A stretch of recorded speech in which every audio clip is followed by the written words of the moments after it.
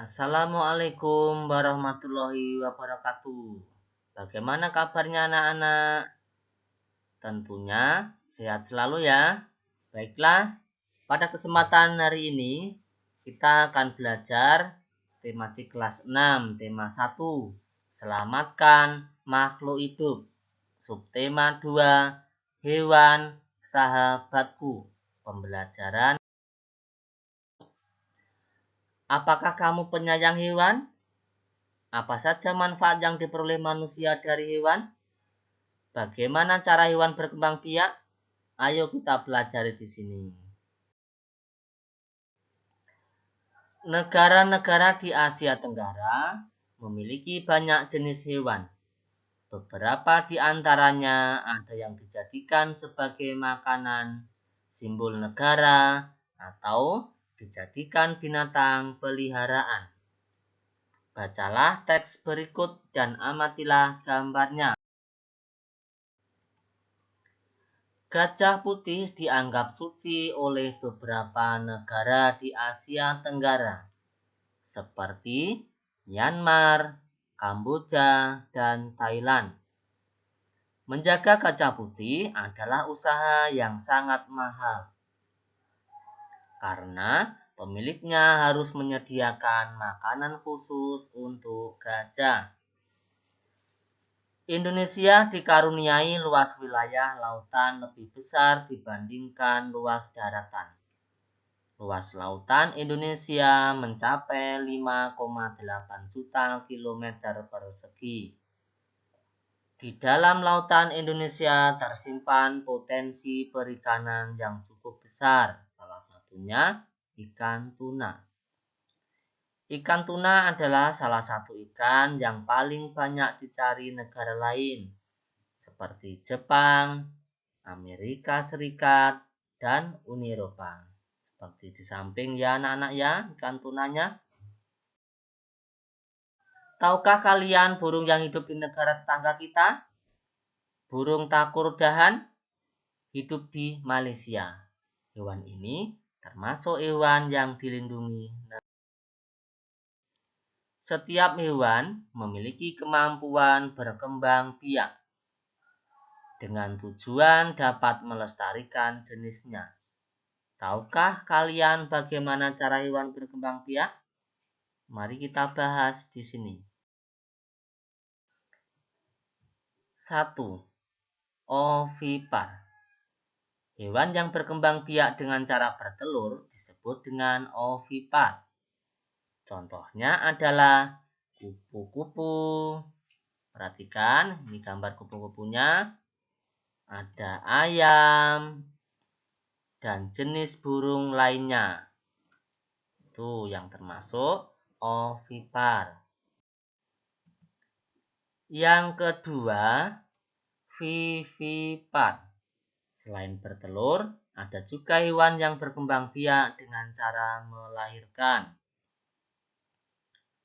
Hewan yang berkembang biak dengan cara melahirkan disebut vivipar. Contoh hewan vivipar antara lain sapi, kucing, dan gajah. Yang ketiga, ovovivipar. Adakah hewan yang berkembang biak dengan cara bertelur sekaligus melahirkan? Tentunya ada. Contohnya adalah ular. Beberapa jenis ular tidak selamanya melahirkan anaknya. Terkadang pada saat mengeluarkan anak-anaknya masih ada anak ular yang terbungkus cangkang telurnya. Perkembangbiakan dengan cara bertelur sekaligus melahirkan ini disebut ovovivipar. Contohnya seperti ini. Kondisi geografis di Asia Tenggara membantu penduduknya memanfaatkan hewan dalam kehidupan sehari-hari. Ikan banyak dijual dan dikonsumsi. Hewan ternak banyak yang dijual di dalam negeri, bahkan sampai ada yang mengekspornya. kita bisa belajar lebih banyak mengenai kegiatan ekonomi di kawasan Asia Tenggara terkait dengan kondisi geografis. Potensi ekonomi negara-negara anggota ASEAN. Kawasan Asia Tenggara terletak pada jalur perdagangan dunia. Kawasan ini menjadi jembatan antara kawasan Eropa dan Asia Tenggara. Oleh karena itu, Asia Tenggara menjadi wilayah persaingan bagi pihak-pihak yang ingin memanfaatkan kedudukan strategis kawasan ini. ASEAN berperan sebagai wadah untuk menghindari persengketaan yang mungkin timbul.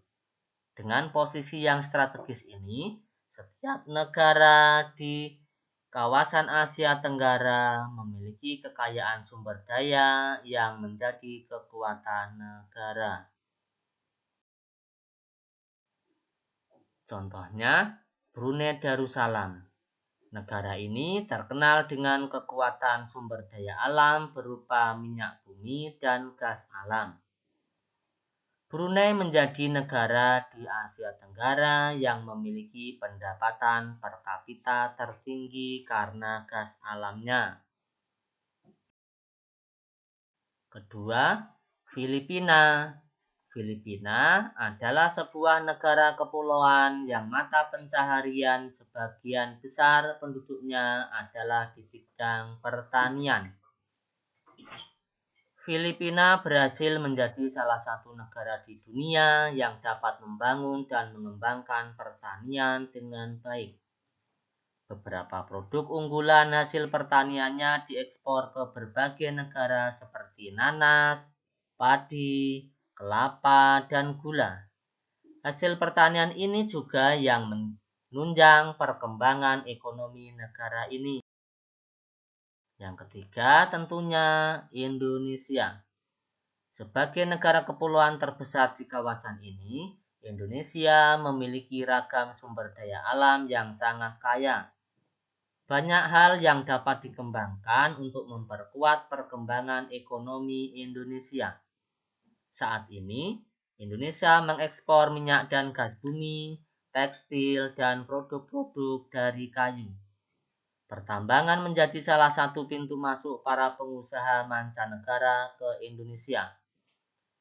Keindahan alam Indonesia pun merupakan daya tarik yang menjadi sumber devisa negara dari sektor pariwisata. Yang keempat, Kamboja. Di Kamboja mengalir Sungai Mekong.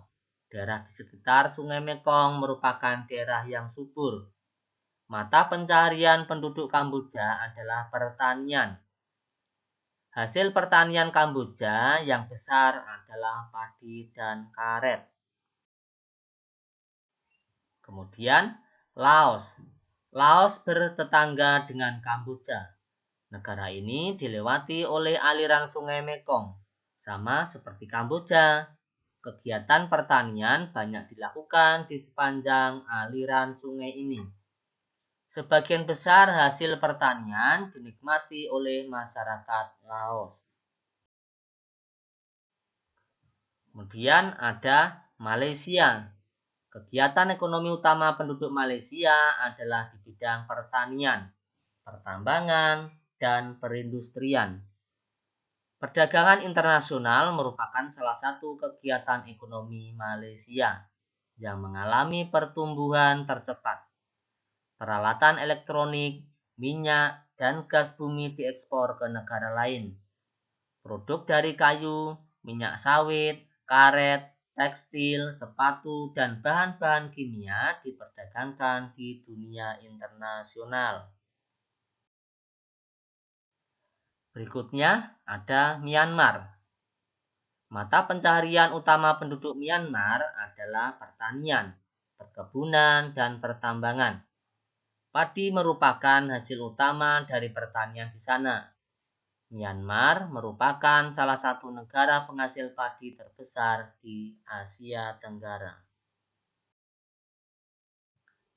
Ada lagi negara Singapura. Singapura merupakan negara paling maju di kawasan ASEAN. Letak Singapura sangat strategis. Saat ini Singapura menjadi negara transit teramai di Asia. Ada negara berikutnya, Thailand.